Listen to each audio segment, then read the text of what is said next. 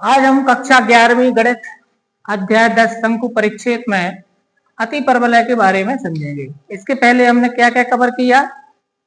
परवलय, दीर्घवृत्त, ठीक है ना, दो चीजें हमारी हो गई थी। अब क्या हमारा और वृत्त, वृत्त भी तो पढ़ लिया था, है ना, सर आपका एग्जाम आ गया।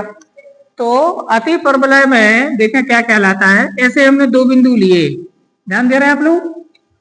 अब आप ऐसे बिंदुओं को खोजिए जिनकी इन दोनों बिंदुओं से दूरियों का अंतर हमेशा अचर रहे। जैसे ये वाला बिंदु है, मान लो इसको मैंने नाम दे दिया F1, इसको नाम दे दिया। अब मैं यहां से एक बिंदु लेता हूं, ये बिंदु है कोई P, ध्यान देना। इस P F2 का मान और P F1, तो देखो P की F1 से दूरी P F1 और P की F2 से दूरी क्या होगी? अब दोनों का अंतर मान लीजिए कोई संख्या है, कोई संख्या में क्या ले लूं, मान लीजिए दोनों का अंतर x है। थोड़ी देखो मान लिया दोनों का अंतर क्या है, x है या d है, चलो d मान लेते हैं, d है, ठीक है ना, d कोई संख्या है, डिस्टेंस है, ठीक। अब ऐसे आप ये मान लो जितना भी अंतर है, अब मैं यहाँ पर एक आधार लेता हूँ इसकी, तो इसकी भी यहाँ से दूरी निकालता हूँ, यहाँ से दूरी निकालते दोनों का अंतर, तो वो भी मान लो क्या है, इस बिंदु का नाम दे दिया P1, वो भी माने F2 PF2 और माइनस P1 F2 और P1 F1, इनका अंतर भी कितना है, D है। ऐसे मैंने और बिंदु ले लिया, यहां पर ले लिया, इसका भी वही सिस्टम है, क्या कि P2, ये मान लो P2 पॉइंट है, तो P2 F2 और P2 F1, इसका अंतर भी क्या है, D है। और मैंने पॉइंट लिया, जितने भी पॉइंट हैं सब पॉइंटों का अंतर क्या है, D है। इन सारे बिंदुओं को मिलाने से जो आकृति बनेगी इसी को क्या बोलेंगे, अति परवलय। क्या बात सबको क्लियर हुई? क्या बात सबको क्लियर हुई? इसको क्या बोलेंगे, अति परवलय। तो अति परवलय क्या है, ऐसे बिंदुओं का समुच्चय जिनकी दो स्थिर बिंदुओं से दूरियों का अंतर कैसा है, अचर। अब मजे की बात है, उसने ये नहीं कहा आपसे कि दूरियों का अंतर P माने F2 और F1 से दूरी का अंतर लेना है कि F1 और F2 से। अब मैं एक और सिस्टम लेता हूं, ध्यान दो। अब मैंने यहाँ पर एक पॉइंट लिया, इस पॉइंट को आप देखिए जरा, इस पॉइंट को, ये मान लीजिए कोई P0 पॉइंट है, ठीक है ना। अब मैंने देखा P0 F1 और P0 F2, इनका अंतर भी D है, हाँ होगा। अब ये वाली दूरी बड़ी है, ये वाली दूरी कैसी है, इनका अंतर भी क्या है, D है। अब मैंने यहाँ पर ऐसे बहुत सारे पॉइंट ले लिए, इनके साथ भी यही सिस्टम है, बात समझ आ रही। जैसे यहाँ P0 लिया, यहाँ पर मैंने ले लिया P डैश या P मान लो PN1 ले लिया, यहाँ पर PN2, यहाँ पर PN3 पॉइंट, यहाँ पर PN4 पॉइंट, PN5, ऐसे कई पॉइंट ले लिए। इन सब पॉइंटों का भी यही सिस्टम है, इन सब पॉइंटों का अंतर भी क्या है, D है। तो इन सब पॉइंटों को जोड़ने से जो आकृति बनेगी उसको भी क्या कहेंगे, अति परवलय। तो अब मुझे बताओ अति परवलय एक बार में कितने मिलेंगे, दो मिलेंगे। बात समझ आ रही नहीं आ रही है? इसलिए अति परवलय का जो चित्र बनेगा ना, वो आपको एक पेयर के रूप में बनेगा। और सबको समझ में आ गई नहीं आ गई, दो क्यों बने हैं, सबको समझ में आ गई दो क्यों बने हैं, क्यों बने हैं दो अति परवलय, क्योंकि अंतर बोला उसने, ये नहीं कहा कि इसमें से इसको घटाना है, उसने कहा अंतर। तो अंतर तो इसका और इसका भी पता चला, इसका और इसका अंतर जो है वही इसका और इसका अंतर है। तो ऐसे आपको पेयर में मिलेंगे पॉइंट, ऐसे पॉइंट P0 मिले, P1 और PN4 मिला, ऐसे यहाँ पर मिले, यहाँ पर मिले, ऐसे ऐसे बहुत सारे पॉइंट मिलेंगे। और एक लेयर इस तरह मिलेगी पॉइंटों की, एक चाहे वो एक समुच्चय इस तरह मिलेगा। इसलिए हम देखते हैं कि अति परवलय जो होता है वो हमेशा क्या के रूप में होते हैं, पेयर के रूप में। क्या ये बात सबके दिमाग में बैठ गई? तो एक साथ में कितने बनेंगे, दो। और समीकरण इनका एक ही होगा, इनका समीकरण एक ही होगा। क्या बात सबको समझ में आती है नहीं आती है? समीकरण एक ही होगा।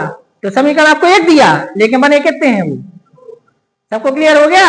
यहाँ पर आपको चार नहीं मिलेंगे परवलय जैसे। चलो तो आप इसको देखते हैं, अति परवलय समझ गए आप लोग क्या कहलाता है, ऐसे बिंदुओं का समुच्चय या ऐसे बिंदु का बिंदु पर जिसकी दो स्थिर बिंदुओं से दूरियों का अंतर अचर होता है। अब ये मैंने अति परवलय लिए, ये जो अति परवलय है ये कहलाता है कि ये एक्स अक्ष पर सममित है। किस पर सममित है? ये एक्स अक्ष पर सममित कहलाता है, एक्स अक्ष पर सममित। ठीक है, ले लेते हैं इसको थोड़ा सा।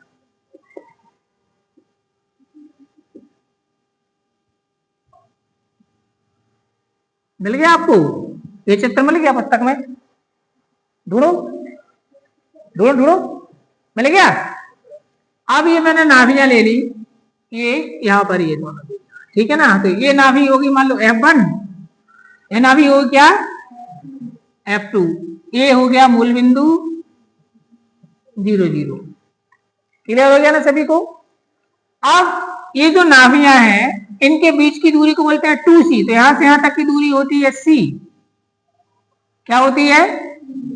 यहां से यहां तक की दूरी होती है C। तो इसके निर्देशांक हो जाएंगे -C0, इसके निर्देशांक हो जाएंगे C0, और दोनों नाभियों के बीच की दूरी होगी 2C। तो नाभियों के बीच की दूरी क्या होती है? 2C। क्लियर होगी ना बात? क्लियर है सभी को? अब ये जो आपको यहाँ पर एक काट रहा है, ये इसके क्या हो जाएंगे? शीश।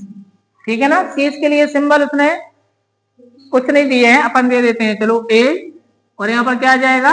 A dash. तो यहां से यहां तक की दूरी अपन ने मान ली A। कितनी मान ली?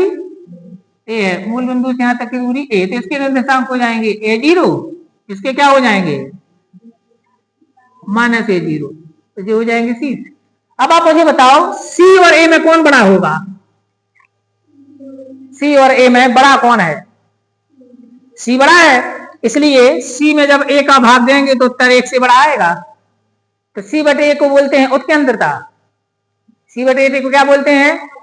तो उत्केंद्रता का मान हमेशा 1 से कैसा होगा?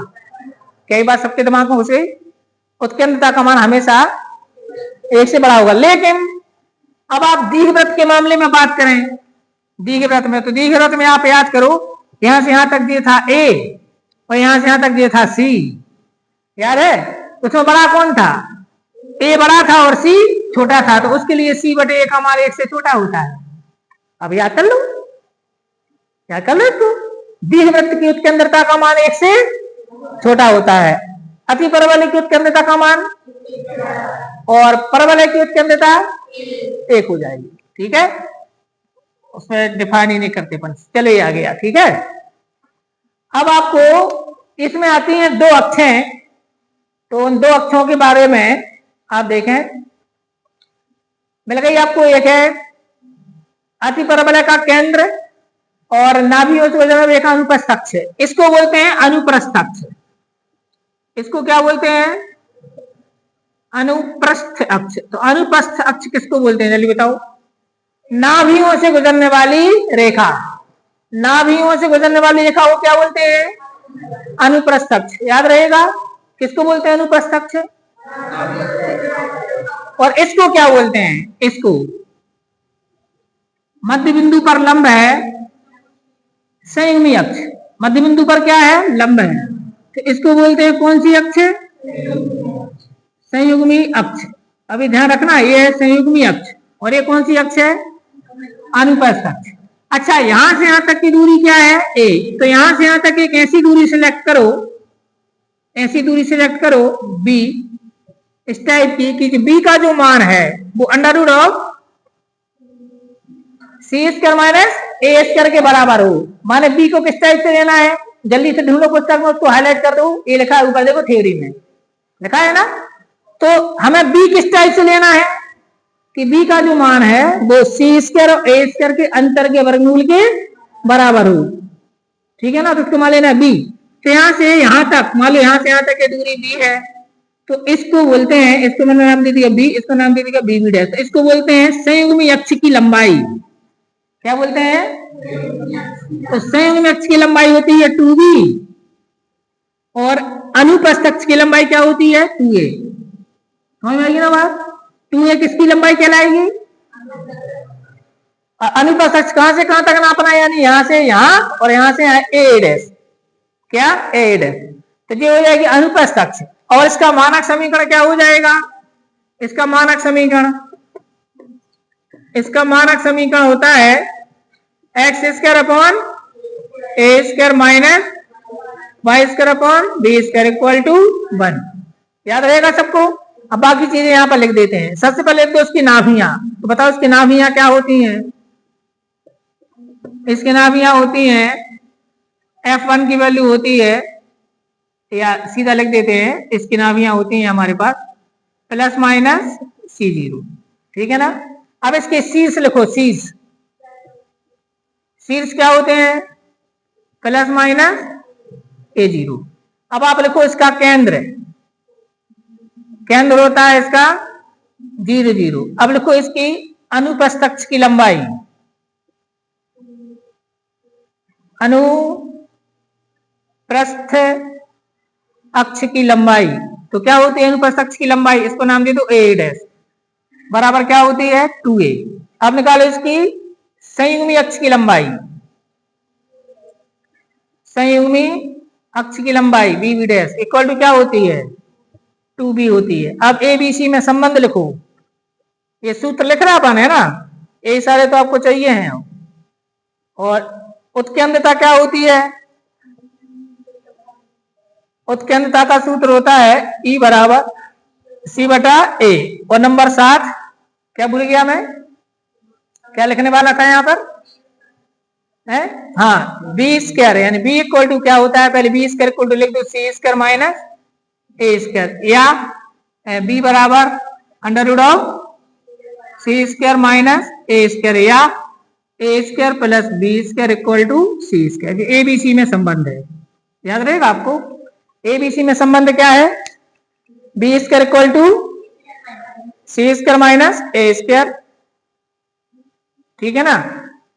B square equal to C square minus A square, या B बराबर होता है under root of C square minus A square, या A स्क्वायर को यहाँ ट्रांसपोज कर दो, C स्क्वायर इक्वल टू क्या होता है A square plus B square. ये सारे सूत्र आपको याद रहेंगे, इन्हीं से हमारा सारा कुछ बनना है, क्योंकि आपको याद है पिछली प्रश्नावलियों से, सिर्फ सूत्र याद होना चाहिए।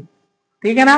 तो ये जो अतिपरवलय है ये किस पर सम्मित है, एक्स अक्ष पर, और वाई अक्ष पर सम्मित वाले का समीकरण क्या होगा, ऐसे जो ऐसा भी तो होगा, एक नहीं होगा, तो ये वाला। तो इस अतिपरवलय के बारे में अगर मैं आपसे पूछूं तो इसका समीकरण क्या होता है, Y square upon minus X square upon B square equal to 1। ठीक है ना। ये क्या है इसका समीकरण। अब इसकी नाभियां, जैसे इसकी नाभियां कहां पर है, एक्स अक्ष पर, तो उसकी कहां पर आ जाएगी वाई अक्ष पर। तो बताओ आप इसकी नाभियां, नाभि हो जाएगी इसकी प्लस माइनस 0C। कोई दिक्कत इसमें होगी नहीं होगी, आप क्या बताओगे। और शीर्ष, शीर्ष क्या होंगे इसके शीर्ष। अब देखो अगर आप इसको B पर ही लेते हो तो शीर्ष हो जाएंगे 0 प्लस माइनस B। अगर इसको A पर ही लेते हो, मान लो सिंबल को A देते हो, सिंबल, अब सिंबल देने का काम है कि सिंबल आप उसको क्या दे रहे हैं, इसको A सिंबल दे रहा है या B सिंबल दे रहा है। तो आपको ध्यान रखना, तो मैं भी B में लिख दूं प्लस माइनस 0 B लिख देते हैं। ठीक है। और क्या केंद्र, केंद्र क्या होगा बताओ मुझे, केंद्र होगा 0 0। फिर अनुप्रस्थ अक्ष की लंबाई 2b, अनुप्रस्थ अक्ष क्या हो जाएगी 2b, और संयुग्मी अक्ष, संयुग्मी अक्ष ये हो जाएगी 2a। अब क्या चाहिए, उत्केंद्रता,